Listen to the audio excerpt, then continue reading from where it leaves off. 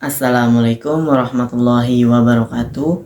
Perkenalkan, nama saya Rokman dengan nomor induk mahasiswa 220827 dengan mata kuliah yang diampu oleh Bapak Teguh Setiadi. Saya akan mengulas materi dari bab 1 sampai bab 6. Langsung saja kita mulai bab yang pertama, yakni tentang teori ekonomi dan ruang lingkupnya.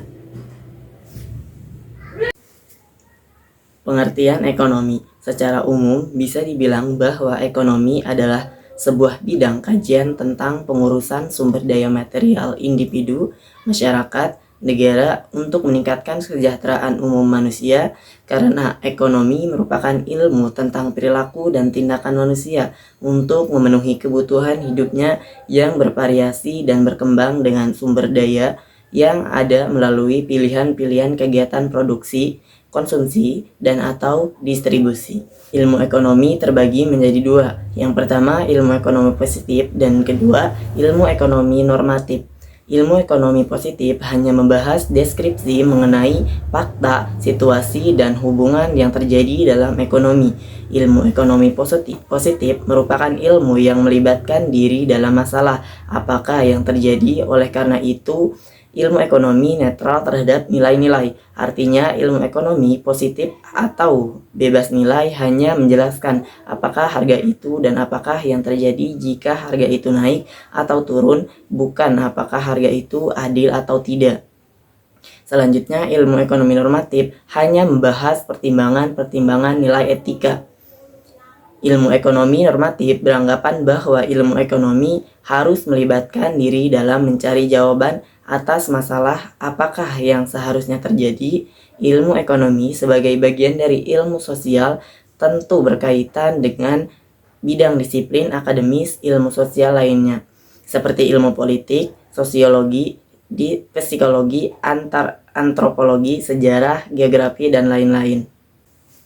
Ruang lingkup ilmu ekonomi terbagi menjadi dua. Yang pertama, ekonomi makro dan ekonomi mikro. Ekonomi makro merupakan cabang ilmu ekonomi yang khusus mempelajari mekanisme bekerjanya perekonomian sebagai suatu keseluruhan atau agregat berkaitan dengan penggunaan faktor produksi yang tersedia secara efisien agar kemakmuran masyarakat dapat dimaksimumkan.